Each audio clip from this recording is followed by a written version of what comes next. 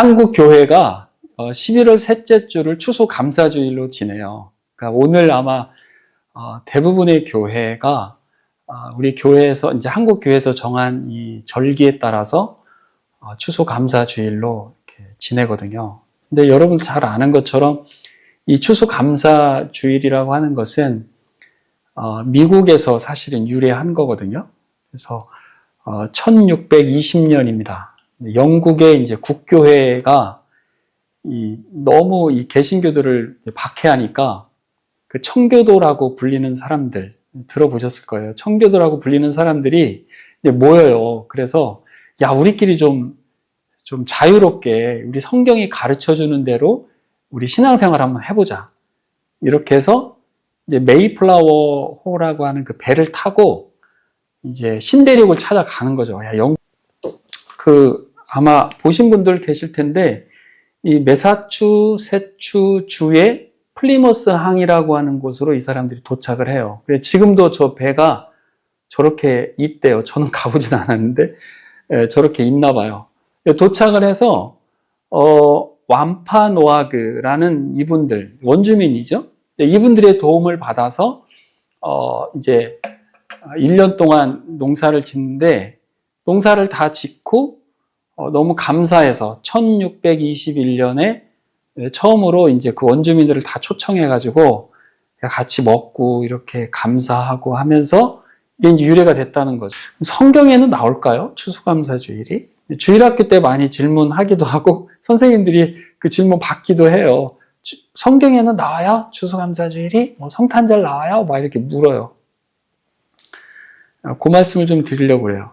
우리는 오늘 설교 제목이 성경에서의 진정한 감사잖아요. 그러니까 우리가 뭐 일반적으로 이 세상 살면서 고마운 일을 이렇게 겪으면 당연히 감사하죠. 아유, 감사합니다. 이렇게 한다고요. 그러니까 일상의 감사이고, 뭐 신앙이 없는 분들도 사실은 이 감사 많이 하잖아요. 인격적으로 훌륭하신 분들은 사소한 거에도 많이 감사를 느끼거든요. 그런 감사인 거냐? 성경에서는 무엇이 진짜 감사냐? 그걸 한번 우리 감사주일에 나눠보려고 하는 것이죠. 성경에서는 이 감사에 대한 부분을 구약시대 때부터 가르쳐 주세요. 구약시대 때 제가 몇 차례 말씀을 드렸는데, 하나님의 백성들이 이집트의 그 압제에서부터 이제 벗어나잖아요. 벗어나서 광야 생활을 한다고요. 40년 동안 광야 생활을 하는 동안에 하나님께서 정말 그 사람은 농사 짓지 않았거든요. 그런데도 말씀에 보면 발이 부르트지도 않고 옷이 헤어지지도 않고 낮에는 구름 기둥으로 밤에는 불 기둥으로 하나님께서 또 만나를 계속 내려주시고 하면서 그 많은 이스라엘 민족들을 40년 동안을 먹이신 거예요. 보호하신 거예요. 이게 보통 일이 아니잖아요. 우리가 뭐 매일 농사 지면서 이렇게 먹을거리를 공급받는 것도 아니고 그냥 하나님께서 온전히 그 많은 사람들을 먹이시고 입히신 것에 대해서 하나님께서 기념하라라고 한 게 있어요. 그게 뭐냐면 초막절이에요. 초막절. 초막절이라고 해서 두 가지 큰 의미가 있는데 레위기 23장에 나오거든요. 제가 화면을 보는 것처럼 일곱째 달이라고 하는 것은 이건 이스라엘 절기의 일곱째 달입니다. 우리하고는 좀 다르죠. 일곱째 달 15일에 초막절로 모여서 7일 동안 지키라는 거예요. 첫날에도 다 모이고 여기 36절 보면 8째 날 8일째도 다 모여라. 그러면 전체가 결국은 8일이 되겠죠. 다 모여서 하나님께 예배를 드리고 이것을 절기로 지켜라. 근데 그 절기가 무슨 의미냐면 토지 소산을 다 거두는 거예요. 우리 지금 추수하는 거죠. 그걸 다 거두는 그때에 다 모여라. 그래서 아름다운 나무 실과 종려나무 가지 뭐 이런 것들 다 취해가지고 즐거워해라. 그래서 추수감사절은요, 기쁨과 감사의 절기예요. 기뻐하는 거예요. 즐거운 거예요.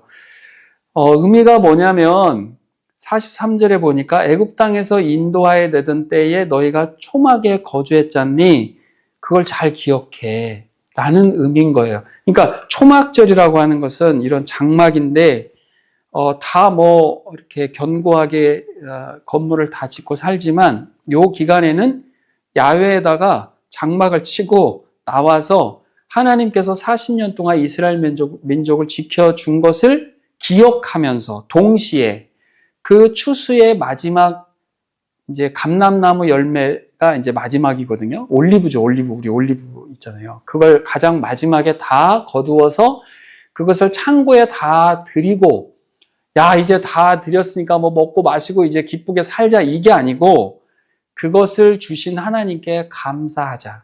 그러니까 하나님께서 우리 이스라엘 조상들을 오랫동안 지켜주신 것에 대해서 기억하는 것. 그 다음에 또 하나는 이렇게 또 올 한 해도 하나님께서 풍성하게 우리에게 공급해 주실 것을 공급해 주신 것에 대한 감사. 이 의미를 담아서 초막절을 지켜라. 그래서 우리가 감사주일은 하나님께서 우리에게 이렇게 감사주일을 지키도록 허락하셨어요. 그러니까 성경에서 이미 나오는 거죠.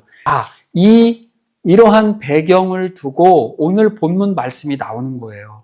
오늘 본문 말씀이 예수님께서 초막절 때, 지금 우리가 조금 앞서 얘기했던 초막절이니 수장절이니 뭐 이런 것들은 이스라엘 백성들이 광야에서 나와서 팔레스타인 지역으로 들어가서 대대로 절기로 지켜라라고 말씀하신 거잖아요.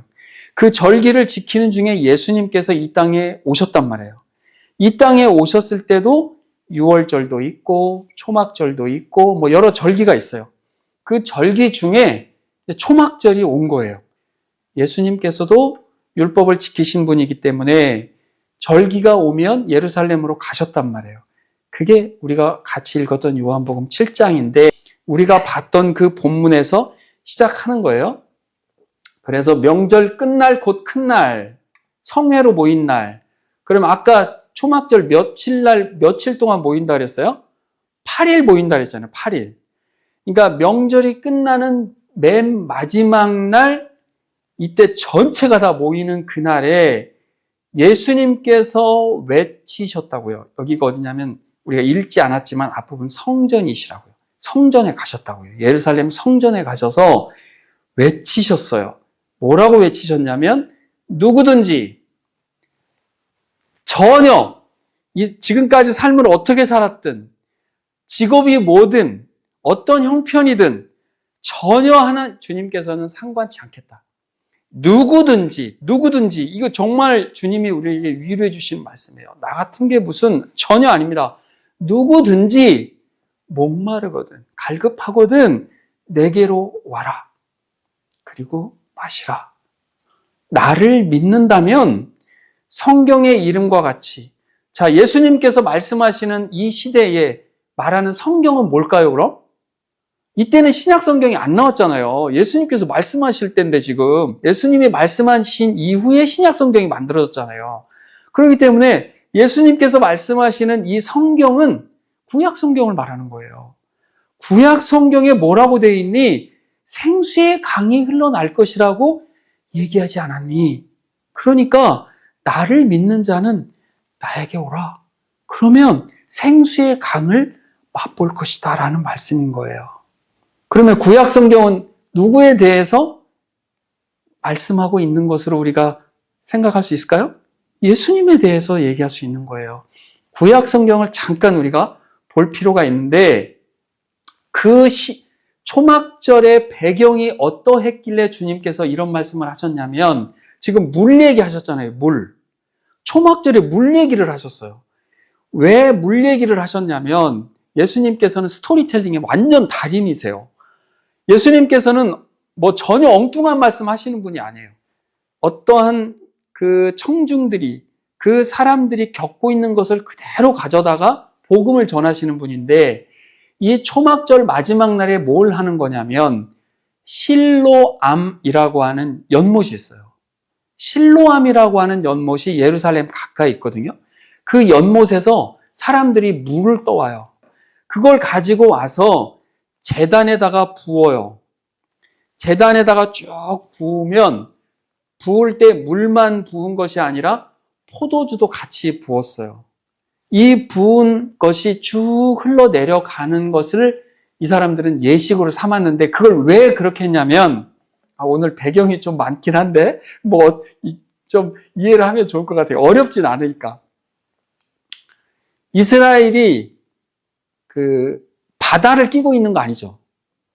거기 완전 그냥 팔레스타인은 바다가 없어요. 그냥 산중에 있단 말이에요. 그곳에 있는 사람들에게 농사를 져야 되는데 물이 얼마나 귀하겠어요. 이 사람들은 건기와 우기를 지내는데 지금 요 초막절이 이루어지는 요 때가 10월이거든요. 막 이제 다 거둘 때. 그런데 4월부터 10월까지가 건기예요, 건기. 비가 오지 않아요. 그러면 이제 햇볕 엄청 쬐겠죠? 근데 이게 여름 과실이 익어야 되기 때문에 이게 햇볕이 필요해요. 그래서 이 건기가 지나는 요 마지막 때에 과실들을 다 거두어서 이 초막절을 지내는데 이스라엘 사람들에게는 지금 10월이 지나고 11월이 되면 우기가 온다고요. 우기가 올 때 뭐가 가장 갈급할까요? 지금 완전히 가뭄처럼 전혀 물이 없을 때 이스라엘 사람들에게 가장 소중한 게 뭐냐면 우리 단수 때 물을 담아두듯이 물 관리예요, 물 관리. 물 잘 관리해야 돼요. 그래야지 먹을 수도 있고 씻을 수도 있고 있단 말이에요. 그때에 이스라엘 사람들이 마지막 초막절 되는 그 시즌에 하나님께 얼마나 자기들이 정성껏 우리 옛날 어른들 기우제 지내듯이 그렇게 정말 하나님께서 초막절을 잘 기억하고 감사하는 절기로 하라고 했는데 사람들이 이것을 이상하게 꼭 무슨 우상 숭배하듯이 하나님께 비유 잘 맞춰가지고 이렇게 비 좀 잘 내리게 하듯이 이런 기우제를 비슷한 것을 드리는 것으로 이게 이상하게 돼버렸단 말이에요. 그래서 11월부터 되면 이제 우기가 시작이 되니까 그때부터 자기들이 얼만큼 정성을 잘 들였냐에 따라서 우기 때 이제 비가 와야 이제 말랐던 게 촉촉해지고 이른 비가 내리고 다시 이게 이제 농사를 지을 수 있는 그 토양이 만들어지니까 요게 이제 만들어져야 되는 그런 과정에서 이 초막절 절기를 잘 지켜야 된다라는 것으로 이 사람들은 요 초막절을 지금 지내고 있는 거죠. 예수님께서 그 자리에 가셔서 그 말씀을 하신 겁니다. 요 말씀을. 얘들아, 정신 차려라. 정신 차려라. 이렇게 무슨 우상 숭배하듯이 하나님 비유 맞추듯이 이렇게 초막절을 지내지 마라. 진짜 너희들을 갈급한 너희들에게 필요한 물은 누가 주는 것인지를 예수님께서 지금 이 자리에 서서 외치셨어요. 여러분, 신약 성경에 예수님께서 외쳤다라고 하는 단어는 4번밖에 안 나와요. 주님께서는 때에 따라서는 조용히 속삭이기도 하셨고 타이르듯이 가르치기도 하셨고 정말 친근하게 잘 설명하시기도 하셨는데 이때는 주님께서 외치셨어요. 이 성전이니까 야외이기도 하고 또 이게 외칠수록 또 호소력도 있고 하니까 이제 크게 주님께서 외치셨죠. 그래서 목마른 사람들 와라. 그리고 나를 믿는 자는 성경의 이름과 같이 그 배에서 생수의 강이 흘러나올 거야 라고 얘기를 해주셨죠. 요 성경에 대한 얘기를 조금 볼 필요가 있어요. 에스겔이라고 하는 이건 배경적인 거니까 그냥 이렇게 쭉 편하게 들으시면 될 것 같아요. 에스겔서 47장에 보면요. 성전에서 물이 흘러나와요. 이 물이 쭉 흘러나와서 완전히 사람이 수영을 해야 될 정도로까지 이 물이 흘러나온다고요. 이게 성전은 말씀이 선포되는 것이고 생명의 물이 흘러나오는 것이잖아요. 그것을 예표로 준 것이 요 에스겔서 47장에 한번 나오고요. 예수님께서 요한복음 2장에 보면 내가 곧 성전이다라고 말씀하시거든요.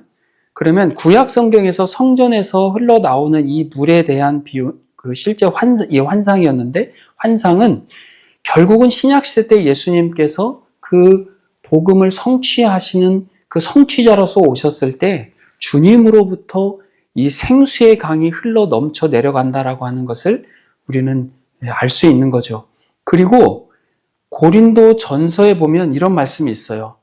이게 반석에서 물이 나오는 것을 예표로 해서 말씀을 해주셨는데, 출애굽기 17장하고 민수기 20장에 보면 우리가 잘 아는 것처럼 광야 생활하던 사람들이 목이 말라가지고 모세에게 가가지고 빨리 물 내놔라 라고, 그런 사건 기억나시죠?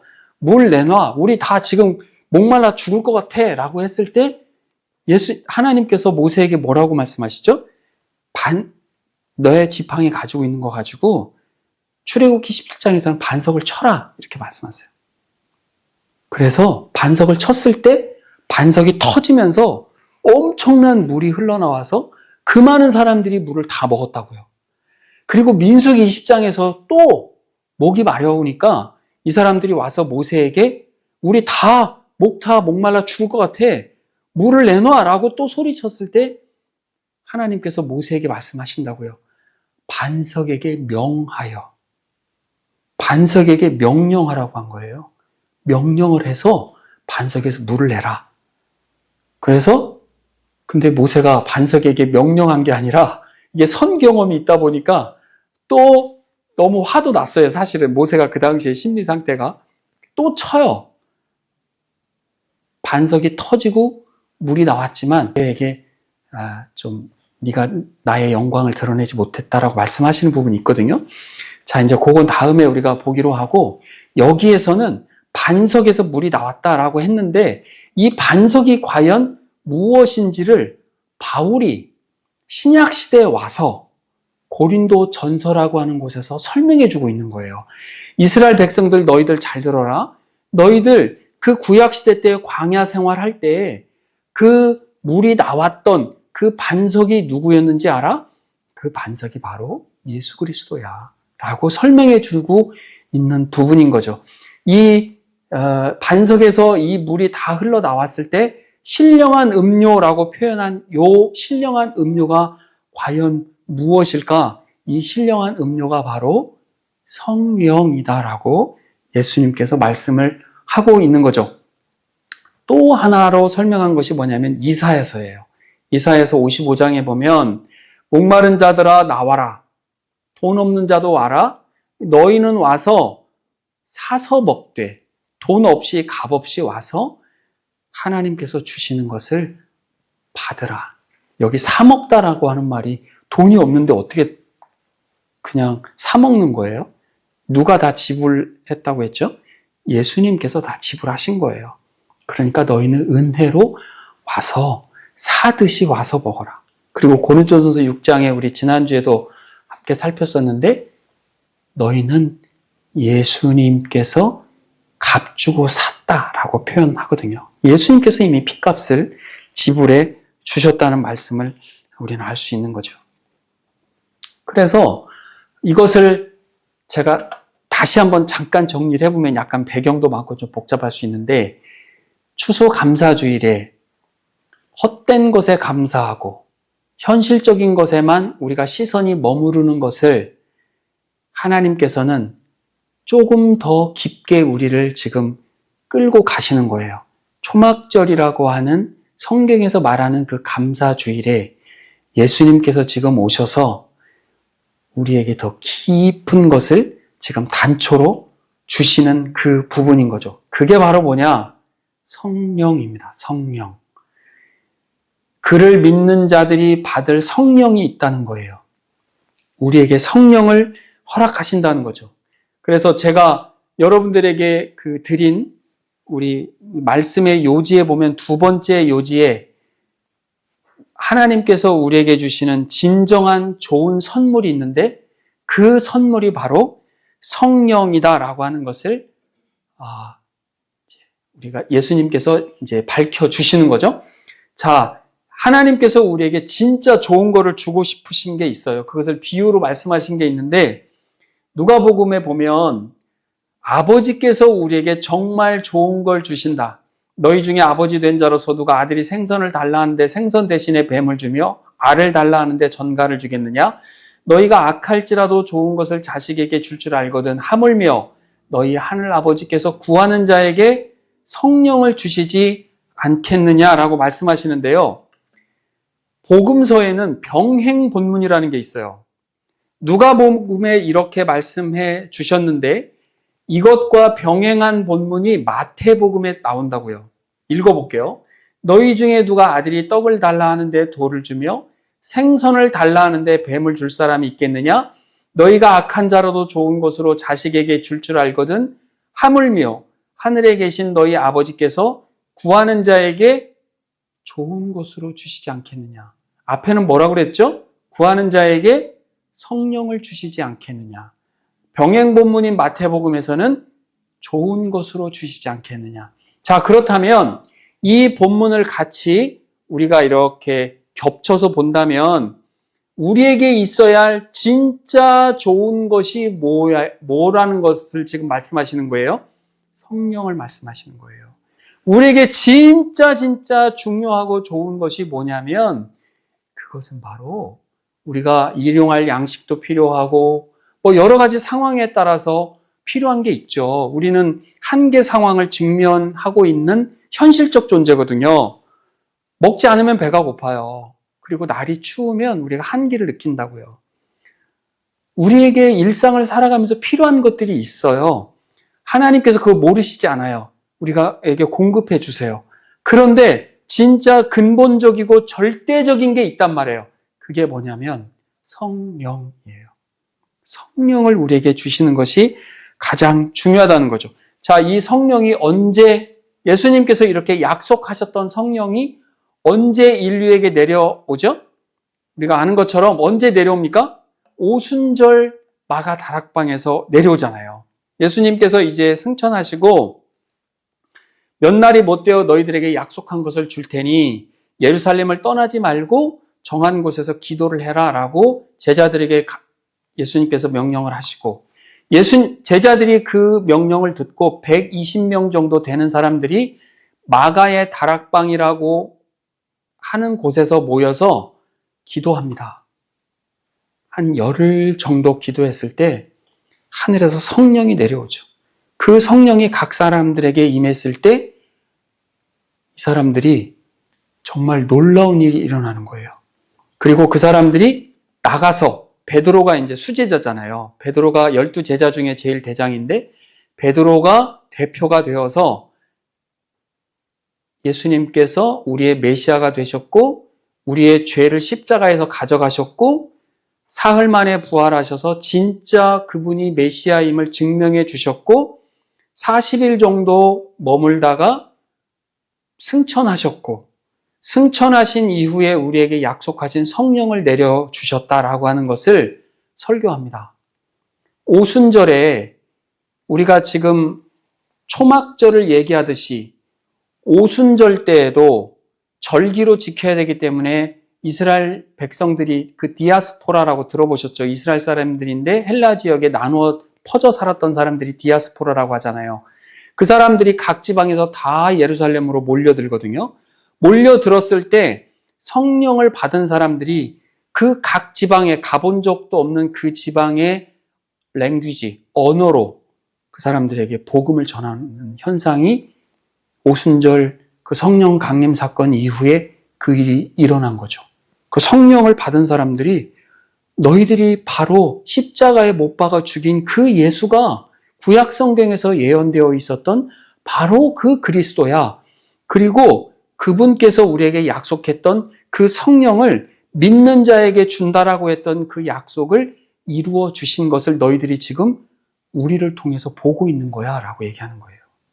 요엘서 2장에 보면 누구든지 마지막 때에 하나님의 백성들에게 성령을 내려주시겠다라고 하는 그 약속을 허락하셨고 거기에서 누구든지 여호와의 이름을 부르는 자에게 구원을 주시겠다라고 약속하셨잖아요.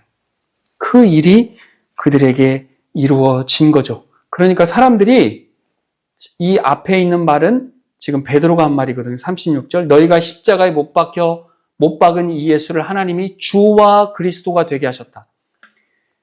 예수가 성이고 그리스도가 이름이 아닙니다. 예수 그리스도 이렇게 하는 게 아니고 제가 충무공 이순신 하듯이 이순신에게 내려진 호가 충무공이잖아요. 그런 것처럼 그리스도는 메시아라고 하는 뜻의 헬라어입니다. 그리스도는 기름 부음 받은 자라는 뜻이고 이 기름 부음 받은 자가 과연 언젠가는 이 땅에 올 텐데 그게 과연 누구일까라고 수도 없이 많은 사람들이 기대했잖아요.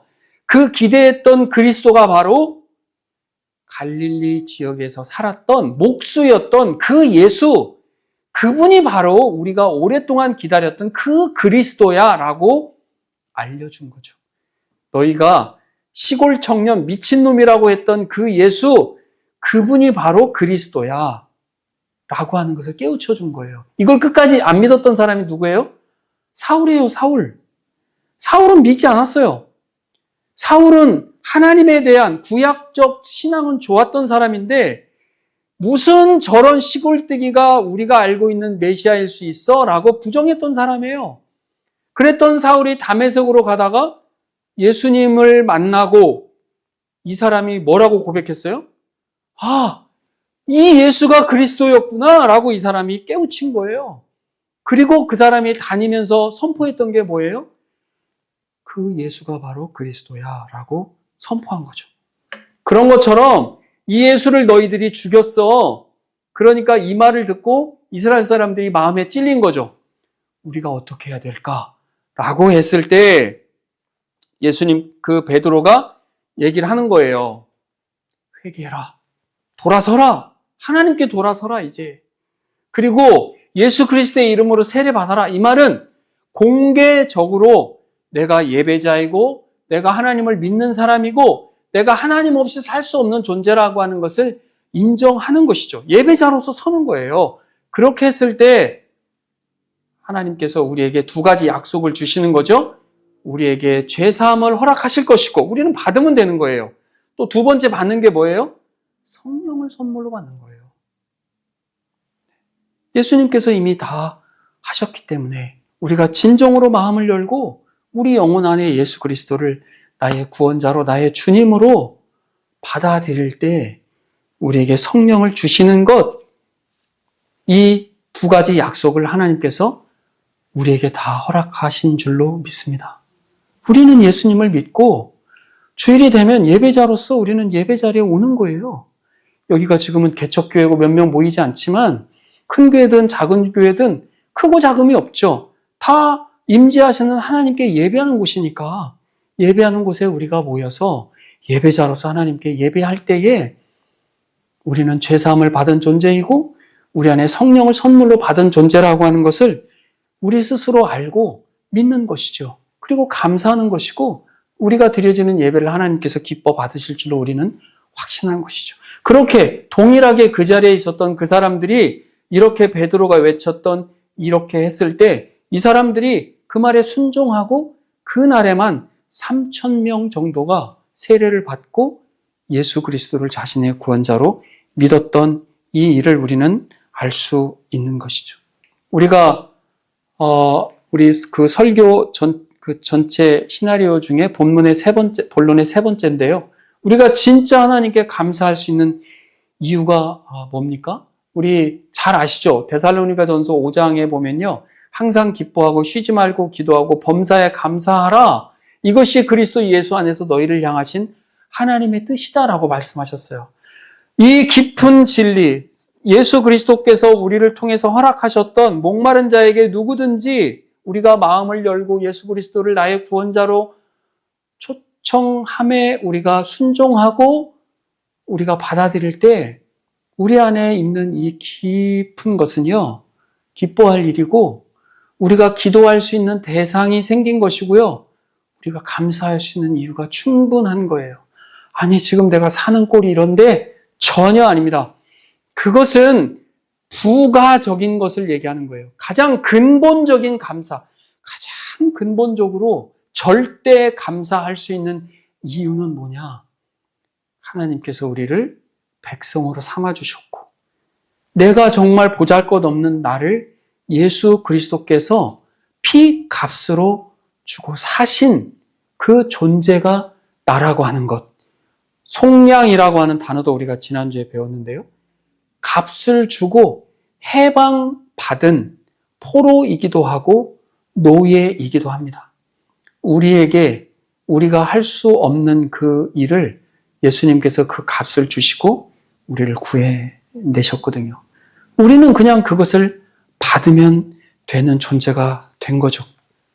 그래서요, 데살로니가 후서에 보면, 우리 앞에 보면 전서라고 돼 있죠. 데살로니가 지역에 사는 사람들에게 그러면 편지를 먼저 보낸 것은 전서가 되고요. 두 번째 보낸 것은 후서가 돼요. 이 후서에 이렇게 써 있어요. 주께서 사랑하시는 형제들아. 그러면 우리는 하나님께 사랑을 받은 형제가 되는 거죠. 아멘이십니까? 예, 이게요. 사랑받은 게 아무나 아니에요.